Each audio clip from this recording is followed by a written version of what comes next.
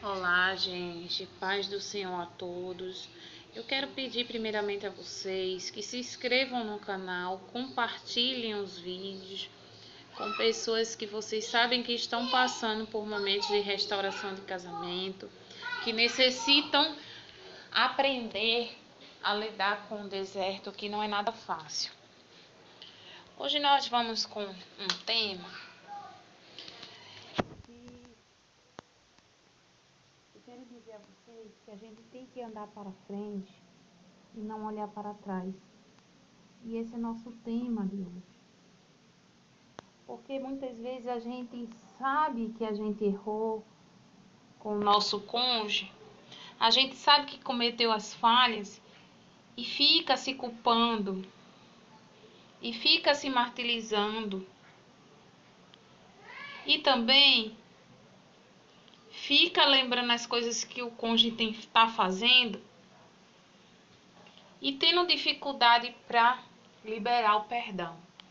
E uma das coisas que precisamos aprender para ter uma restauração de casamento é se perdoar e perdoar o cônjuge.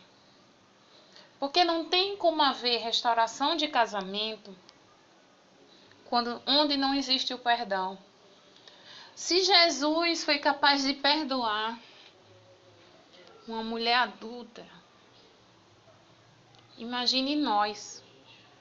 Jesus foi santo, não cometeu pecados.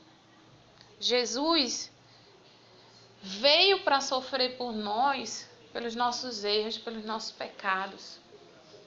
E ele andava no meio dos pecadores. Jesus foi aquele que mostrou que não existe pecado imperdoável. E que não precisa você cometer o pecado para você perdoar. Então, eu trago uma passagem hoje, a Bíblia, justamente falando sobre essa passagem bíblica, que fica em João capítulo 8, a partir do versículo 4, dizendo assim: E pondo-a no meio, disseram-lhe: Mestre, essa mulher foi apanhada no próprio ato adulterando. E na lei nos mandou Moisés que as tais sejam apedrejadas. Tu, pois, que dizes? Isto diziam eles, tentando-o para que tivesse de que o acusar. Mas Jesus, inclinando-se, escrevia com o dedo na terra. E como insistissem, perguntando-lhe, endireitou-se e disse-lhes: Aquele que, de entre vós, está sem pecado, seja o primeiro que atire pedra contra ela. E, tornando a inclinar-se, escrevia na terra. Quando ouviram isto, redarguidos da consciência, saíram um, a começar pelos mais velhos até aos últimos. Ficou só Jesus e a mulher que estava no meio. E endireitando-se, Jesus, e não vendo ninguém mais do que a mulher, disse-lhe: Mulher, onde estão aqueles teus acusadores? Ninguém te condenou? E ela disse: Ninguém, Senhor. E disse-lhe Jesus: Nem eu também te condeno. Vai-te e não peques mais. A gente vê nessa passagem bíblica que Jesus ensina a perdoar o adúltero, sim. Mas tem um certo detalhe que ele disse para a mulher: Eu não te condeno, mas vais e não peques mais. Ou seja, Jesus perdoou a mulher adúltera, perdoou sim, mas ele disse a ela que ela não poderia cometer o mesmo pecado. Não é que Jesus não perdoaria outra vez, mas Jesus quis mostrar a ela que o arrependimento É de extrema importância para que haja o verdadeiro perdão. Não é que você não tenha que perdoar o seu marido, não tenha que aceitar o seu marido de volta, a sua esposa. Não é isso. É tudo que a gente mais quer. A gente está lutando por uma restauração.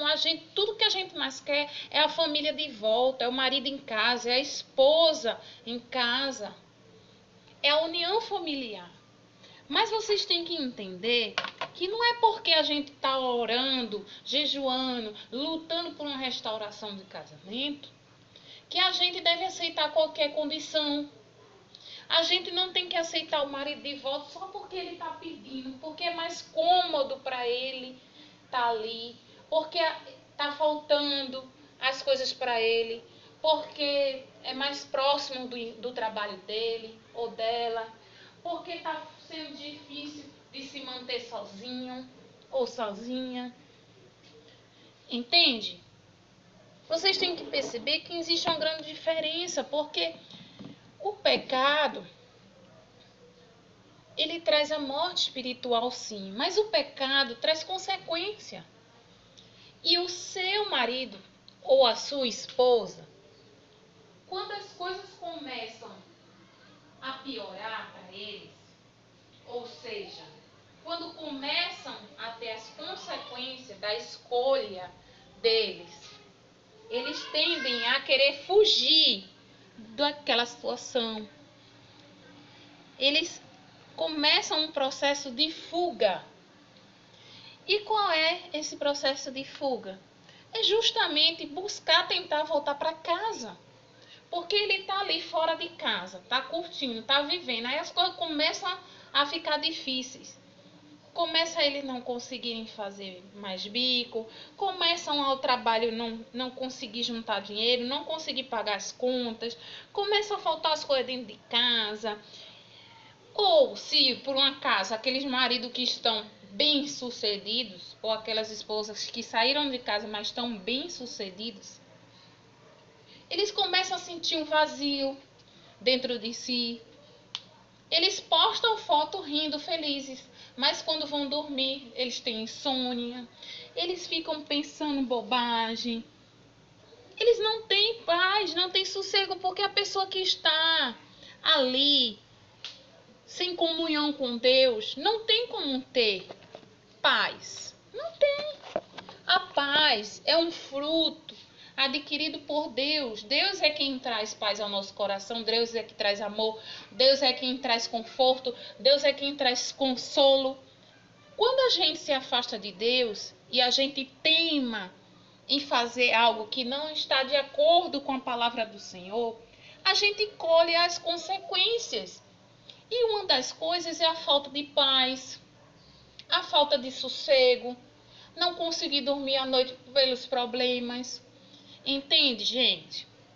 Então, vocês têm que entender isso. Bota o pé para frente e segue. Esquece o que você errou. Esquece o que seu marido e sua esposa têm errado. Libera o perdão para si mesmo e libera o perdão para o teu esposo, para a tua esposa. Dentro do teu coração tem que existir a paz. Dentro do teu coração você tem que ficar bem, você tem que adquirir o fruto do Espírito Santo para você ter a paz verdadeira que provém do Senhor. E o que eu tenho para dizer para vocês, seu marido, sua esposa, eles vão voltar, sim. Não precisam vocês ter medo e querer aceitar eles todas as vezes que eles vierem procurar. Vocês sentem às vezes dentro de si que vocês não estão prontos para uma restauração. Vocês sentem que aquela pessoa que está pedindo para voltar, aquele esposo, aquele marido, aquela esposa, não está pronta para voltar para casa e que é só um processo de fuga. Mas vocês, por medo, às vezes tem medo, eu vou aceitar, porque se eu não aceitar, ele vai ficar lá fora no mundo, ele vai voltar para a OM, ele vai sair com um e com outro. Vocês não têm que ter medo, vocês estão numa luta, numa guerra pelas coisas de Deus, vocês estão por uma busca de algo que Deus se agrada. Então vocês não têm que temer, vocês têm que provar para o Senhor que vocês não têm medo. E a forma de vocês fazerem isso é justamente vocês não aceitando o cônjuge voltar para casa do jeito que ele está querendo voltar. Eu não estou dizendo a vocês que o cônjuge vai vir prontinho, eles não vão vir pronto. Mas eles não estão encontrando nenhum tipo de dificuldade para voltar para casa.